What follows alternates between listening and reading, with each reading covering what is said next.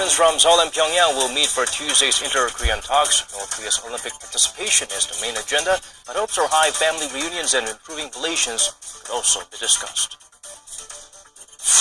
A senior diplomat from Japan is visiting South Korea to hold meetings on two important topics, inter-Korean talks and the 2015 Seoul-Tokyo Agreement on Japan's wartime sex slavery issue. For 4 days, South Korean financial authorities will probe 6 major local lenders over cryptocurrency-related activities, part of the government's efforts to detect and cut down speculation and loopholes. It's really happening, what could be a drastic turning point in bringing peace in the peninsula. The first high-level talks between Seoul and Pyongyang in 2 years. The meeting begins at 10 a.m. Tuesday local time at the inter-Korean border. Kim Young-gil starts us off with all that's been confirmed regarding the hotly anticipated event.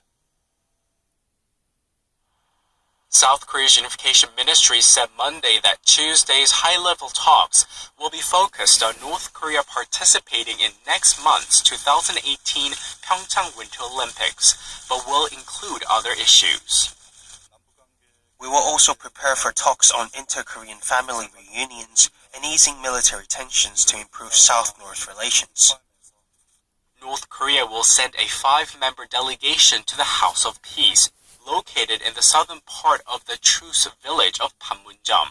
The North delegation will be led by Lee Sun-kwon, the chair of the North State Agency in charge of inter-Korean affairs, who will be greeted by a 5-member delegation from South Korea led by Unification Minister Cho Myung-gyun.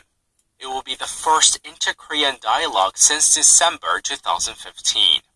Minister Cho promised to do his best to achieve a positive outcome from the high-level talks.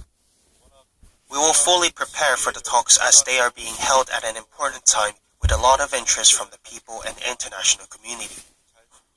Government authorities from both sides will continue discussions through the communication hotline at Panmunjom to fine-tune the details of the high-level talks, which are scheduled to begin at 10 a.m. on Tuesday.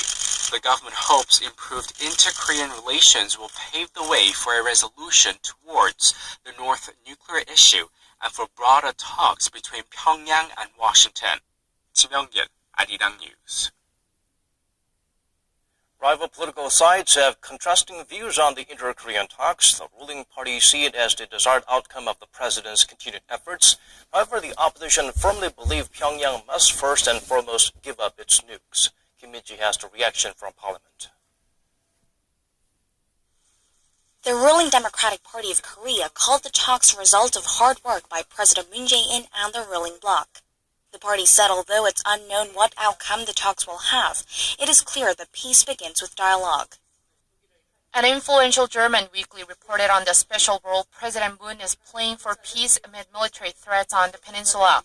This is a result of efforts by the president as well as the ruling party and their refusal to give up even in difficult circumstances at home and abroad. The main opposition Liberty Korea party was critical of the talks. It said they should only be held if North Korea halts its nuclear and missile provocations. The Conservative Party added that the talks should not be used to give the North more time or aid in the completion of its nuclear program. What this government is doing is not eradicating nuclear weapons, but maintaining the status quo, begging for peace and letting time pass by. The minor Conservative Party said they hope the talks take the two Koreas beyond the Olympics and make strides in solving the nuclear issue. The center-left People's Party showed both signs of concern and anticipation. It said it welcomed the talks, but the South Korean side shouldn't succumb to any unreasonable demands. Kim Min-ji, Arirang News. The central theme of the talks will be the Winter Olympics, of course, but there are other agendas both sides would want to bring to the dialogue table. So how many other topics would actually be brought up? Lee Jung-hyun has analysis of what to expect. The main topic of discussion at the first high-level inter-Korean meeting is, of course, the 2018 Pyeongchang Olympics. The key agendas most likely to be discussed are how the North Korean athletes would make their way into South Korea, as well as whether the squads from South and North Korea would enter together at the opening and closing ceremonies.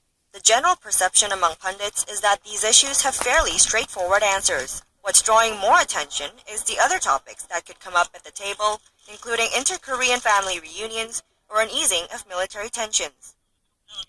The talks will mainly focus on the Pyeongchang Olympics. Inter-Korean family reunions will also likely be on the table, but the other agendas will more likely be brought up later on. These other agendas include South Korea and the U.S. putting an end to their joint military drills, a long-standing demand of the North, as well as resuming tours to Mount Kumgang and reopening the Kaesong Industrial Complex. Experts say, however, that it would be a stretch for the two sides to discuss all of those things at their first meeting, and that just finalizing procedures for the Olympics would be enough to make the talks successful. The significance of tomorrow's talks is in improving inter-Korean relations, so using the discussion of the Pyeongchang Olympics as momentum for additional negotiation is more realistic, and it's really the key task.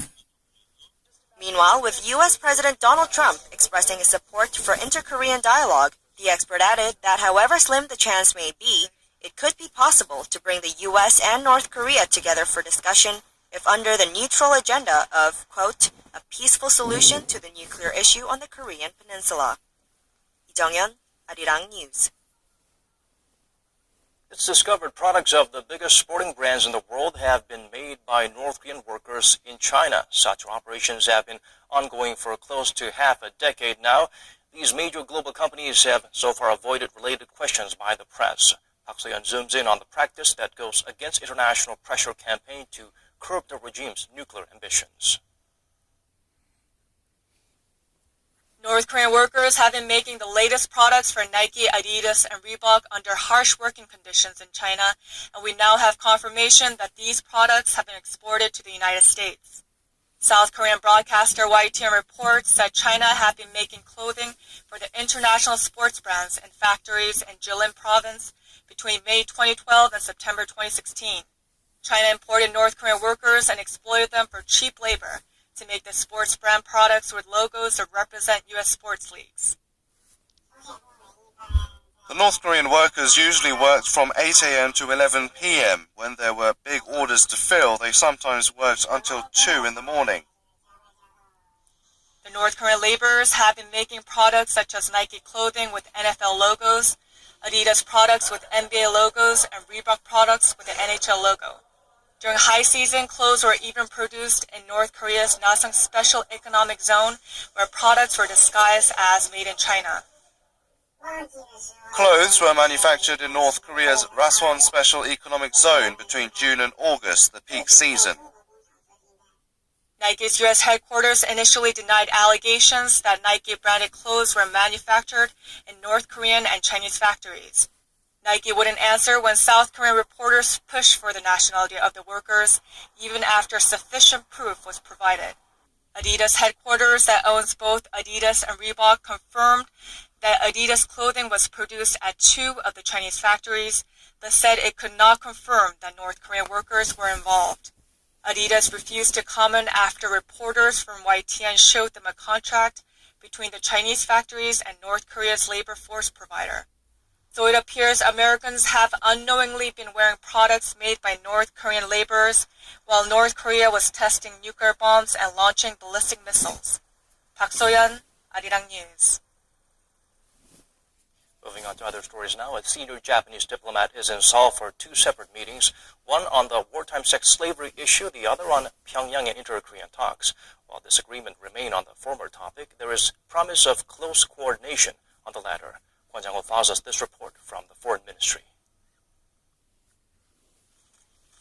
Seoul's Northeast Asian Affairs Chief Kim Yong-gil hosted a meeting with his Tokyo counterpart Kenji Kanasugi in Seoul on Monday. It was the first face-to-face meeting between senior officials of the two countries since the announcement of a government review 2 weeks ago, which strongly criticized the 2015 agreement reached between the two governments on the issue of Japan's wartime sex slavery. Tensions have flared up since, and so far the two sides have remained far apart on how to settle the matter. The Korean government has been under pressure to renegotiate or scrap the 2015 deal altogether, as the review said the previous administration had reached it without adequate consultation with the victims or relevant civic groups. However, Tokyo has remained adamant that Seoul should honor the deal, with Prime Minister Shinzo Abe describing it as a promise between two nations on Sunday. In the past week, President Moon Jae-in and senior officials have made efforts to meet with surviving victims, but with bilateral relations with Japan also hanging in the balance, there is no clear sign yet on how the administration plans to tackle the controversial issue. Meanwhile, earlier in the day, Seoul's top nuclear envoy Lee Do-hun also met with Kanasugi, who also acts as Tokyo's representative for the six-party talks. The Foreign Ministry said the two discussed the upcoming inter-Korean talks. They are said to have agreed that while they must ensure security in the region, they must also cooperate and use this opportunity to try and draw North Korea out to further significant discussions. The Foreign Ministry also announced that Lee will travel to the US on Wednesday to meet with his Washington counterpart, Joseph Yun, and brief the US nuclear envoy on the meeting with Kanasugi and on last week's meeting with Beijing's nuclear envoy. Lee will also discuss with Yun and other White House officials on the results of the inter-Korean talks and further North Korea-related issues. Kwon Jang-ho, Arirang News.